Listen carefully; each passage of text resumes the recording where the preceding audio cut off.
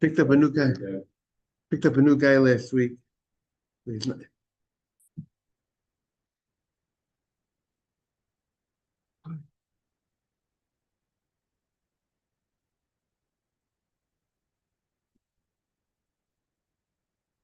Morning, Emmanuel.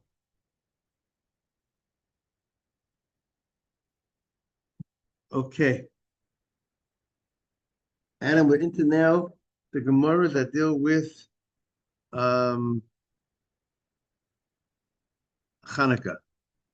So we're on Chaf Beis and Aleph, 22a. Good morning, Rabbi. Good morning, Ronnie. Yes. Yes. Ronnie, would you want to send out to the group that they were on, they were on the same link as yesterday, of today's link? Yes, I'll do it right now. Thank you very much. Of course, thank you.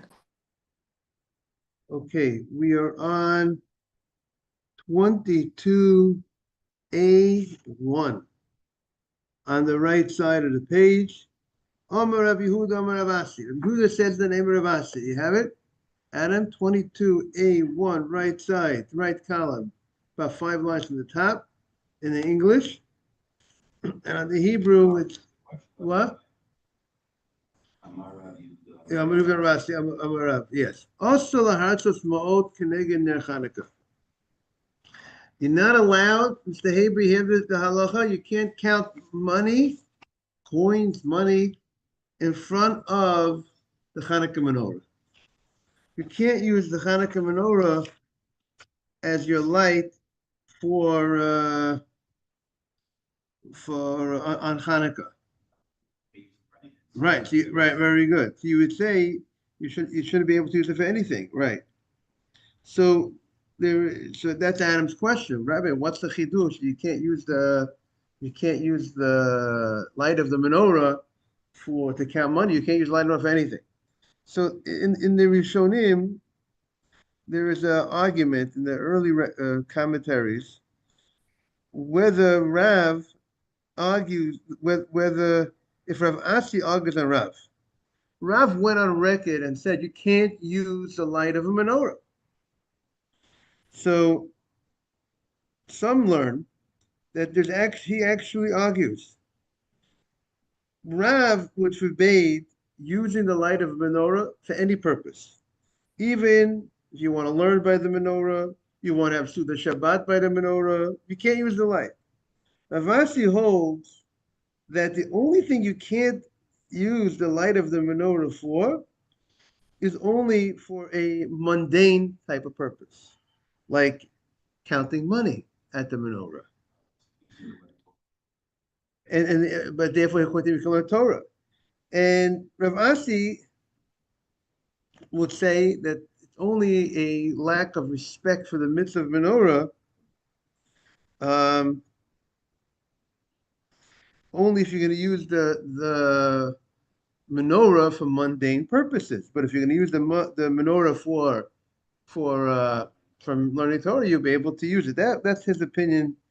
And however, Rav holds you can't use the menorah, the light of menorah, even for mitzvah purposes, because Rav holds he compares the light of menorah to the that you light in your house, Mr. Haber, to the light of the menorah in the Beis Hamikdash.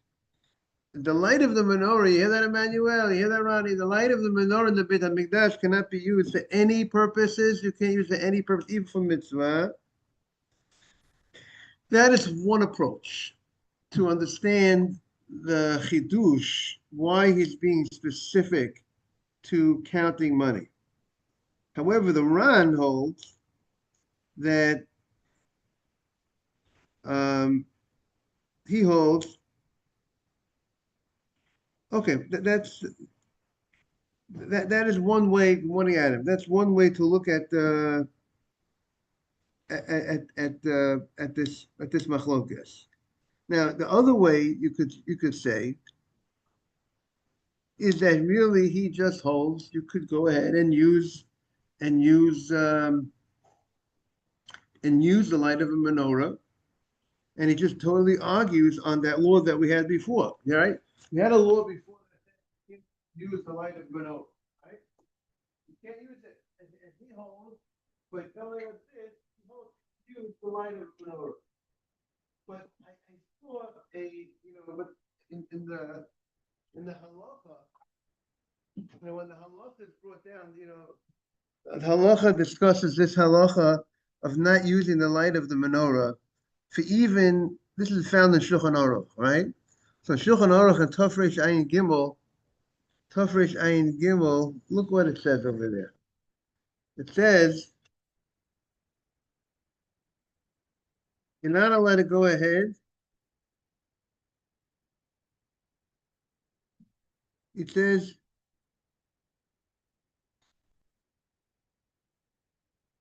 you're not allowed to use the light of the Hanukkah menorah. Both, you can't use it on Shabbos. You can't use it on weekdays. Afilu livdog ma'os, even to check to see if the money is whole or proper, or even to count the money, it's forbidden. Now, what's the afilu? What's the even? So the Chafetz Chaim says this is a very temporary type of use. Meaning, how much are you really? Meaning, if you go ahead and you use it for meaning, you're working by it, it's something you're doing. You're spending a lot of time, and you're using your blacksmith, and you're going ahead, and this is your light of work. So this is more of a permanent type of use. But how long does it take to count money? And so it's a very short, it's very small, it's a very short amount of time. It's a very temporary type of use. It's like a 5 second use. And that's the chidush. Meaning to say, it would sound like the approach is, we said earlier, you can't use the light of a menorah. Comes Rav Asi to say not, I want you to know you can't even, that law that you can't use the light of menorah, you can't even use the light of menorah even for a why temporary short. So there's no, if you're using it to work, you can point to the object and say, this light helped create this work.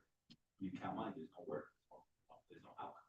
So you can't even, so it's like, maybe that's what he's saying too. There's no, but again, you're saying because there's no work, but if you can, but this opinion is saying if you would work, if you use it in a very strong way, then even if it's no outcome, but if you're going to be spending in a more of a permanent type of way. So again, the first approach we said was that he's coming to say he's saying he's limiting the prohibition of using the light of Hanukkah to anything mundane. But if you're doing it for mitzvah purposes, even if it's in a set way, I'm going to spend hours at the menorah reading something, it will be allowed. Approach number one. Approach number two is no. He's coming to add to what the first to the prohibition, meaning to say that that's the Rush's opinion. What we're saying now is the Rush. He's not arguing on Rav regarding using the light of menorah. He's coming to add that Rav says also l'shtamesh la'ora. Rav had previously said you can't use the light of the menorah, which indicates a more of a permanent type of use, a use that's drawn out over a period of time.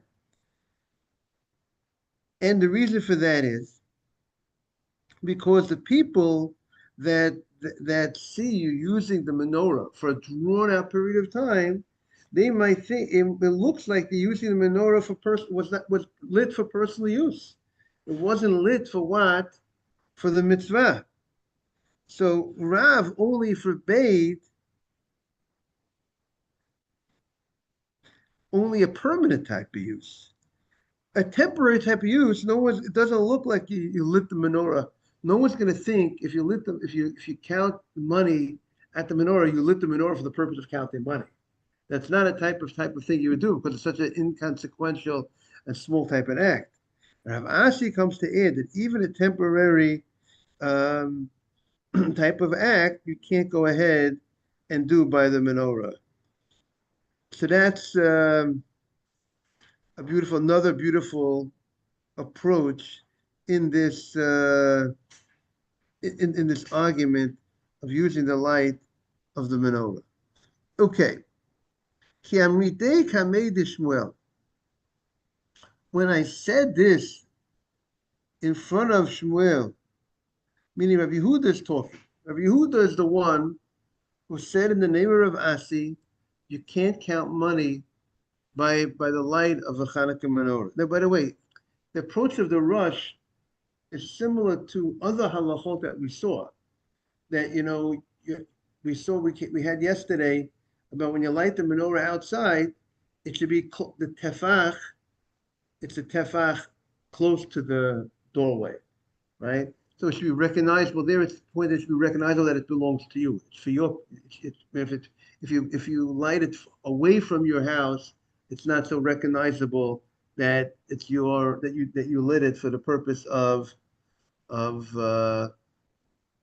it's not recognizable that it's yours. There's a concern how the menorah is perceived, and we also had another, I think, halacha about the idea that it should be nicker, that it should be recognizable. Right? That's why you had a halacha that when you light the menorah, it should be within 10 tfachim, right? Because if you light it if it's not so high, so that's the halacha, because if you're lighting a menorah for personal use, you wouldn't leave it on a low end. You wouldn't leave it within between 3 and 10 tvachim. You wouldn't leave it, so you wouldn't have it lower than 37 inches. In fact, you keep it lower, it's clear that you lit it for the purpose of mitzvah. So this issue that the Rosh is pointing out, with there's a sensitivity that it should be perceived that you're using it for the purpose of mitzvah, not for personal use. So when I said this of Shmuel, when I said this law in front of Shmuel, you can't count money in front of menorah. So Shmuel took issue. Amali v'chiner kedusha yeshbo. Is there holiness in the ner Hanukkah? Meaning to say, you could count money. Why shouldn't you be able to count money by Hanukkah? Meaning Hanukkah, it's not like the Beit HaMikdash. Beit HaMikdash, where it's like Hekdesh, it's holy, has a certain status of holiness.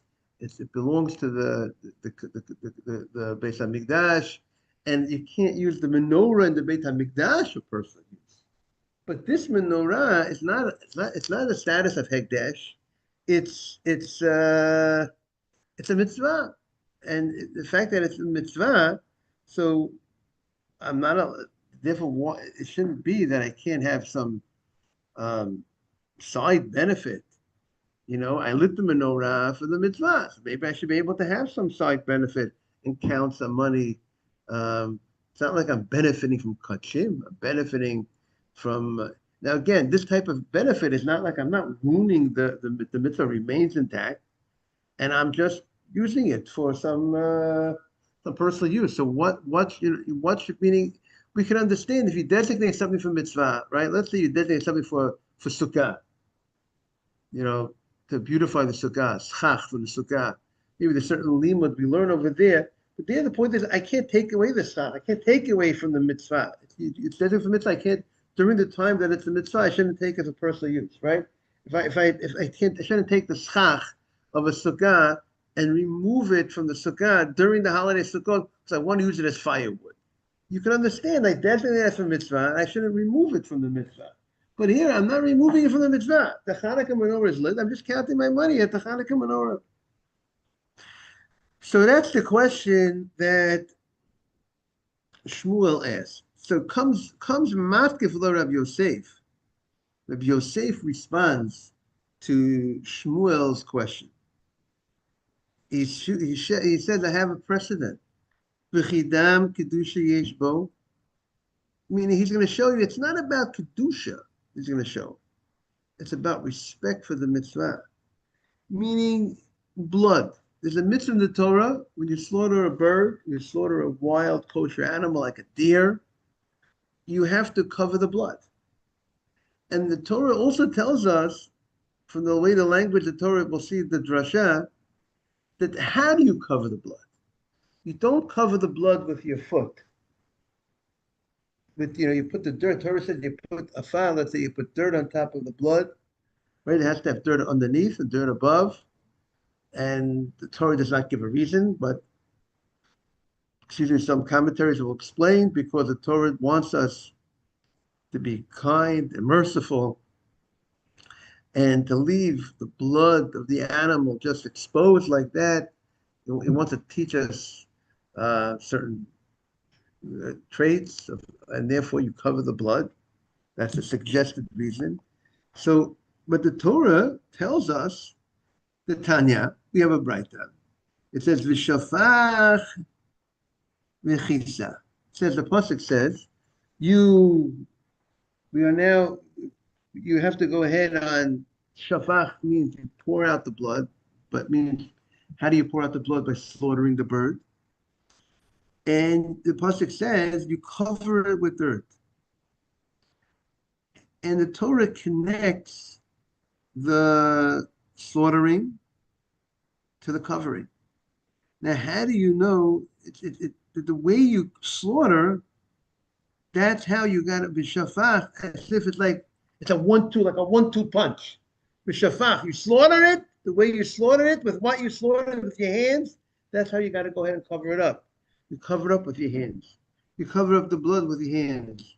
With that which you slaughtered the bird, that's what you cover up. That's how you cover it up, with your hands. You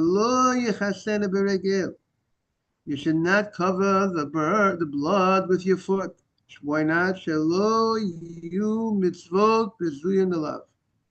Because the mitzvah should not become degraded, not respected, lowered in your eyes, because it's done. The mitzvah is done with your foot.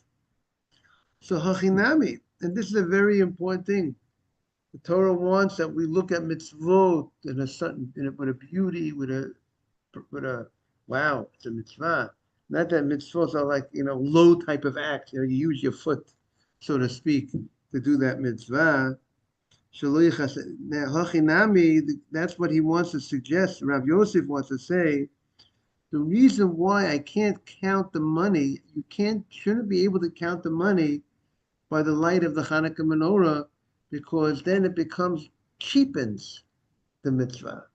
I use this mitzvah to count money. I use this mitzvah in a very mundane fashion.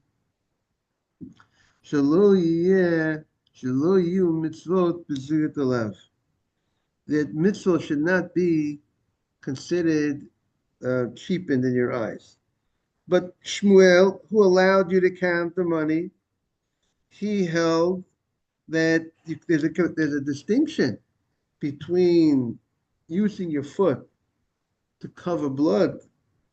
That would be considered a degradation because you are the blood, the mitzvah. You want to go ahead. What is the mitzvah? The mitzvah is you want to cover the blood. So if the mitzvah is to cover the blood, the actual performance of the mitzvah is the covering of the blood.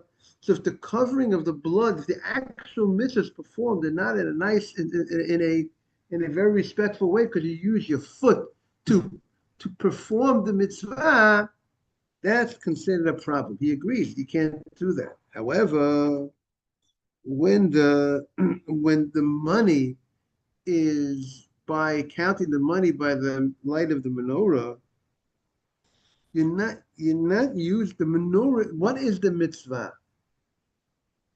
The mitzvah is to light the menorah. So when you're not in the lighting of the menorah, you're not being, the menorah itself is the chefsa of the mitzvah. That is the mitzvah. You're not touching the menorah. You're not doing anything in the menorah itself. In the lighting, you didn't light the menorah in a non-disrespectful way. The menorah is lit. The menorah, you're not touching the menorah. You're using the light that's coming out from the thing of the mitzvah. So therefore, that would be why he held that's not called a degradation, a lessening, a cheapening of the mitzvah. Therefore, Shmuel said will not be a problem to go ahead and count the money by the light of the menorah. Of course, but so that is, we're going to find Shmuel's going to hold later on in the Gemara. Now, let's say I have a menorah. I want to light a menorah, and I can't take a twig.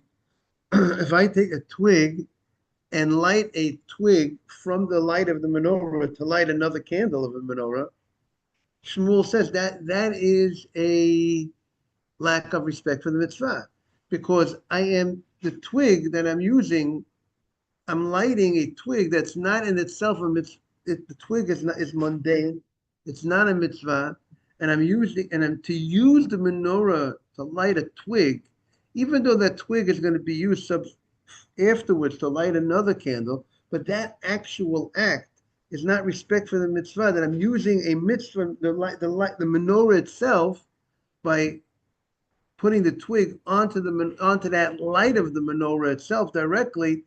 That would be called a lack of respect for the mitzvah. So Shmuel does agree that there are situations that there is a concept called not cheapening the mitzvah, but he holds this is not called cheapening the mitzvah, because I am not using the ner itself. I'm not using the menorah itself, the flame itself.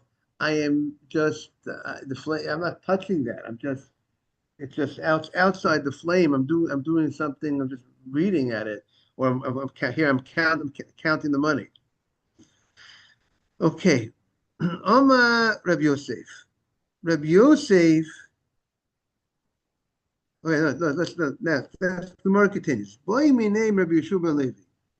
They asked Rabbi Yeshua ben Levi, and we're now on 22A2, top of the page. Boy, me name, they asked me Rabbi Yeshua ben Levi. Mahu l'stapek minoy sukkah kol shiva. This is something that we learned about when we learned Masechah Sukkah. Can I use the noy sukkah, the decorations? We just spoke about that. Can I take the decorations of the sukkah and use it for personal use? For instance, let's say they hung up fruit. I've gone to a sukkah that they had fruit hanging in the sukkah, real fruit, not just the plastic. It's common, right?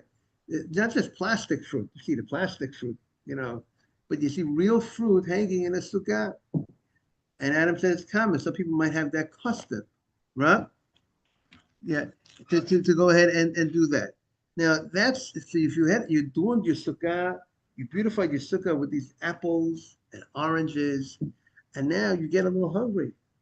Can I take one of those apples and oranges during the holiday of Sukkot, Mr. Haber, and say a nice Borei Priya eat it, right?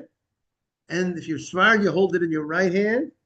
And if you're Ashkenaz, if you're righty, you hold it in the right hand. And if you're lefty, you hold it in the left hand when you say the bracha, right? A lot of people got to set up the bracha. I feel it's very important to set the bracha up, Adam, with the right hand, the proper hand. Yeah, like Sfardim, they always use the right hand. So, can I use the decorations of the sukkah for personal use? So and we know. So now that's the question. This is the question. I want the apple. Can I use it on Sukkot? Amalehem. So Yeshua responded, Hari Omru. He says, you know what? He used our. Now, why is the Gemara bringing in Sukkah? We're talking about Hanukkah, but they're going to use our Gemara of Hanukkah to answer the question. So Rabbi Yeshua responded, Hari Omru. We have this statement. Osur lahartzot ma'od keneged ner Hanukkah. You cannot count money using the light of the Hanukkah menorah, because the light of the Hanukkah menorah is designated for the holiday of the mitzvah of the burning of the menorah, for the mitzvah of menorah, to see the menorah, to see the miracle, to publicize the miracle. So the same way I can't use the light of the menorah for personal use, so too I can't use I can't use the apple for what? For personal use. So Amar Rabbi Yosef, and therefore I can't use the schach. I can't use the apple. I can't take the apple for personal use. Amar Rabbi Yosef. Rabbi Yosef says, Morei de Avraham. It's not just a common expression in the Gemara. The master of Avraham. You know, we say in the Amidah, Elokei Avraham, Elokei Yitzchak. The master meaning the God of Avraham. Who's the God of Avraham? Meaning who's the master? Meaning Hashem. He says, Rabbi Yosef, God, Hashem, you know what this person is doing? Talei Tanya, B'lo Tanya. He answers a question that was said by early rabbis with a law, with Tanya, by a Braita, Bidalo Tanya, with a statement that was said by a later rabbi, something which is not taught in a Braita. If you have a question, and if you have an answer to the question, if the answer is from an early Braita, from early rabbis, that will be a much better, powerful answer than to answer a question by showing, a later rabbi said a certain law, and therefore we could connect the dots. Much more powerful if you have it from an earlier rabbi. So the Gemara says, Sukkot, nan, Tanya.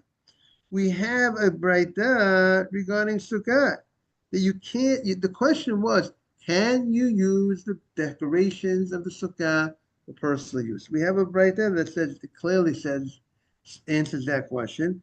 And Hanukkah, and you wanted to answer the question by using Hanukkah, which you can't count the money for Hanukkah, so therefore you can't use the decorations for personal use.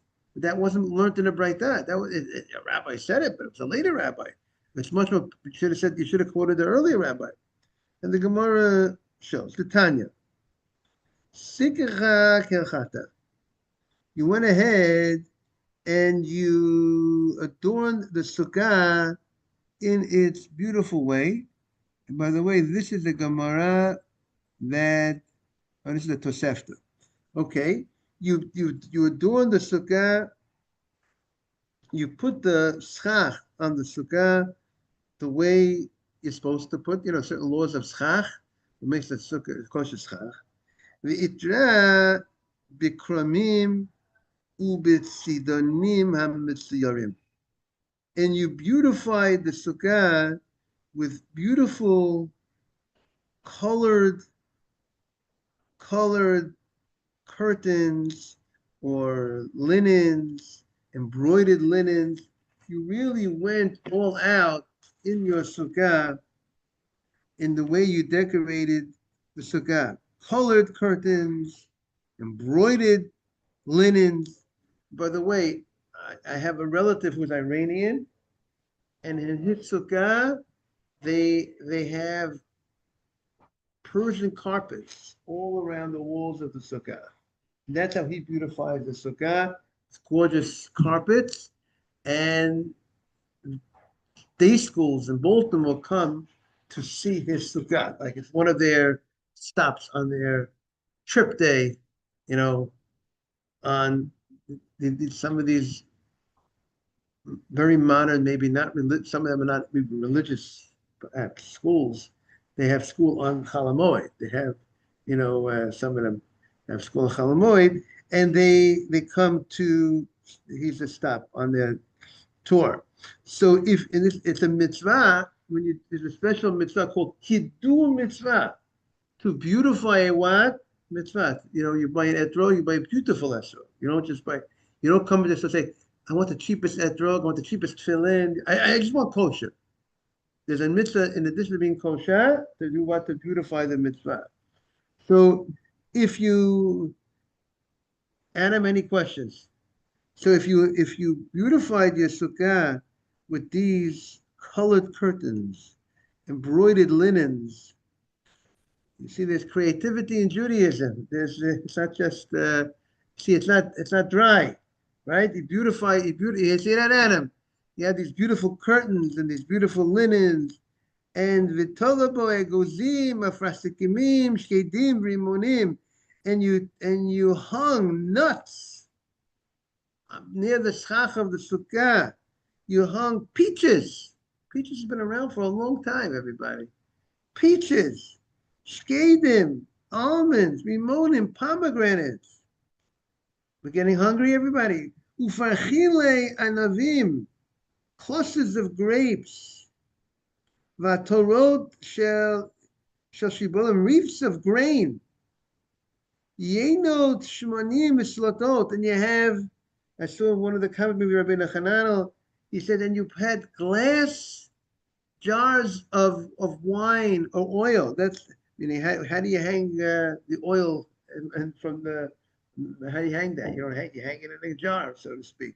You had these wines and oils, and you had slotot, and you had flour.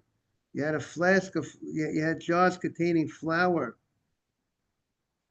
Asur l'stapek mehem. You can't use these fruits or these foods that you hung up to beautify the sukkah. Also, l'stapek mehem ad motzoi yom tov ha'achron shel chag, until after holiday, after Sukkot is over, after Shmini Atzeret. You can't even use it on Shmini Atzeret. And even if they fell from the ceiling, it's still designated for the mitzvah. Now, the obvious question is, why is it that I can't use it on Shmini Atzeret? Let's talk about the land of Israel. If you're in Israel, the holiday of Sukkot is 7 days, and you don't sit in the sukkah on the 8th day. Shmini Atzeret, you don't sit in the sukkah. Outside of Israel, the Gemara says we sit on the sukkah on the 8th day. We don't say the bracha leishev basukkah, Shmini Atzeret. We sit in the sukkah. You have different communities with different customs. Do they have the whole meal in the sukkah? There are some communities that don't do everything the same on Shmini Atzeret the way they do it during the rest of Sukkah. Everybody agrees you don't say the bracha of leishev basukkah. But the question is, should you conduct yourself in all other fashions like every other day of Sukkah? My personal custom is that you do everything, treat Shmini Atzeret, eat the full meal in the Sukkah. And but let's talk about the land of Israel. The land of Israel, let's say you have 7 days, and yet it says you have to wait till the Shmini Atzeret is over, and it would sound like the same thing outside of Israel. You wouldn't be able to use the schach until the whole holiday of Sukkot is over, till Simchas Torah is over. You can't even use it on Simchat Torah. But it's not Sukkot anymore, right? Sukkah it's easy to see it by the holiday, but in Israel, it's over. 7 days, you're not going to the sukkah on the 8th day, and in America, you're not going to the sukkah on the 9th day. And so why can't I? Why do I have to wait till after the holiday? So the answer that's given is because there is a rule that says that something that's mukseh, that during, let's say during Bein Hashmashot, let's say we're in Eretz Israel, we're in the land of Israel, and the 7th day of Sukkot runs into the 8th day.